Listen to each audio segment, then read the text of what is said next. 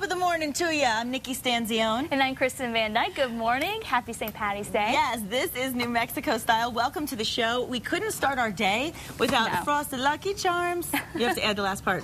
They're magically delicious. Perfect. It took me a second. I was like, I think what we should do is we should start our day with a little luck, right? And you know, General Mills, they're based here in New Mexico. That's right. So, you know, they have a plant here. So we might as well, you know, go for it, right? Absolutely. They are magically delicious, I say. And there's four-leaf clovers. Ooh. Oh, right. Have you ever found a four-leaf clover before? Many years ago. And now I have a TV show to be on, so, you know, I must have made a good wish. I did. When I was 8 years old, I found one, yeah. Really? Yeah, it was fun. But that's the only one I've ever found. I looked hard. I searched high and low for that thing. I did, all day. Oh. Finally. But I've not found one since. Well, you know, before we talk about anything, we really have to recap last night's American Idol because, oh boy, it was so good. It was good.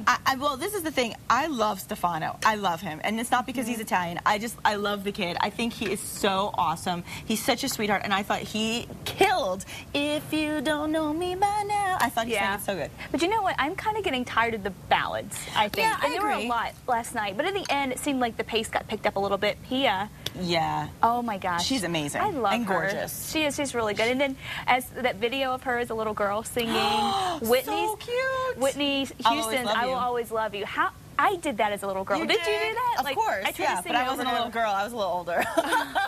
I was off key every time. I tried so hard. That's a hard one to sing. That takes some serious belting, but she was good, and I also thought James was good. He did Bon Jovi. I'm the biggest Bon Jovi fan ever, so I don't really like other people doing Bon Jovi. Yeah. But I think he still did a decent job, considering I'm really picky about that. But he did a good job. Yeah.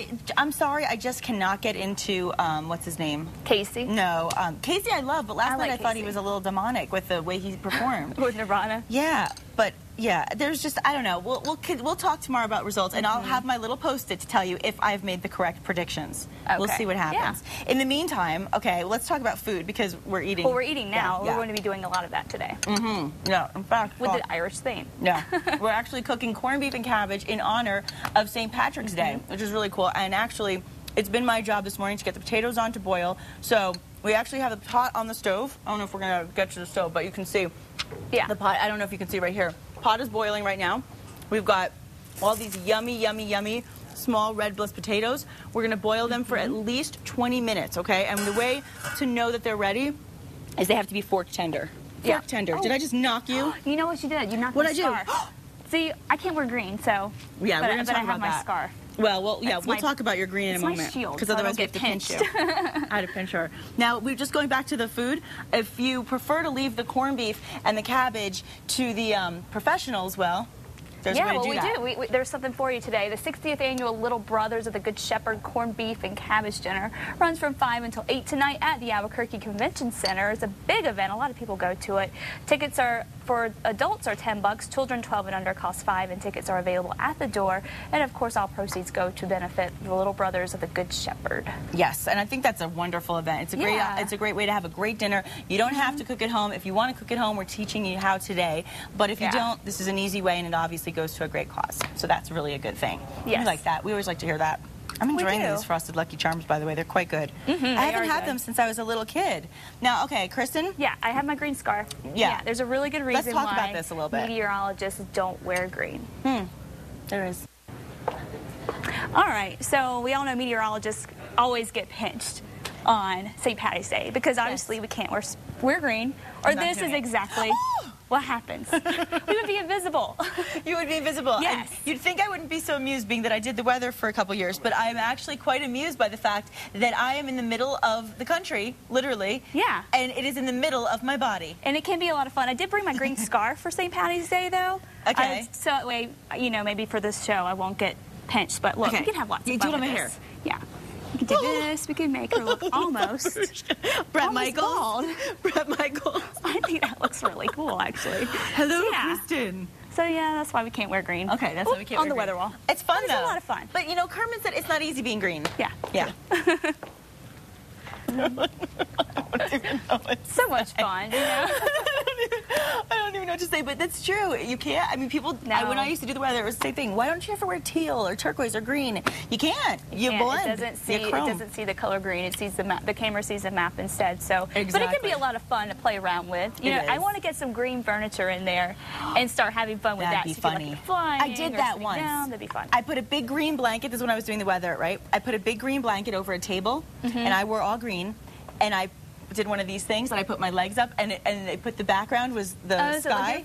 It looks like I'm flying. It's so pretty fantastic. Yeah. And yeah, but I don't charge what the airlines charge though. Really, much easier. So let me know if you want to go for a ride, for a nice little flying through New Mexico. By the way, I said I was in the middle of the country. I was actually in the middle of New Mexico. Yeah. Not the whole country.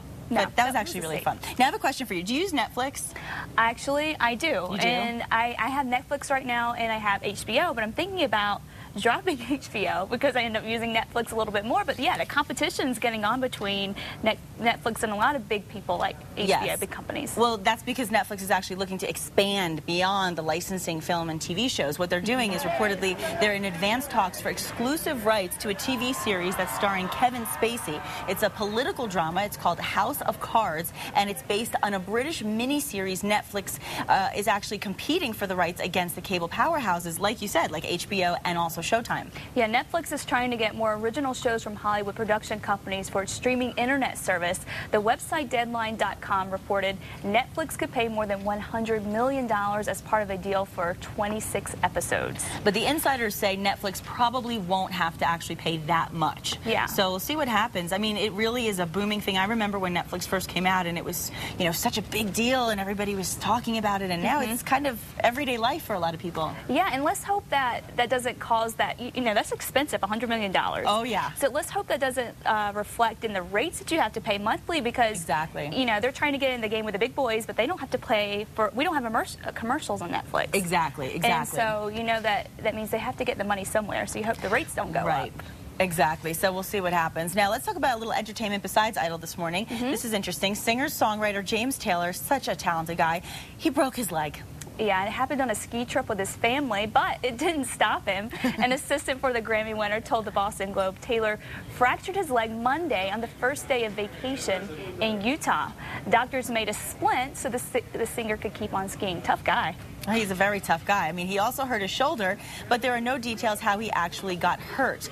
Now, the video that you're seeing is from earlier this month when Taylor was one of 20 artists honored by President Obama in a salute to the arts and humanities. And he certainly does deserve it. He is so talented. His music is timeless. And that's, I think that's the key to a good artist, is that music is timeless. Do you see the smoke from the potatoes boiling? Smell it. It smells good. Did I say smoke? It's really steam, but you know what I'm saying. We get our morning facial.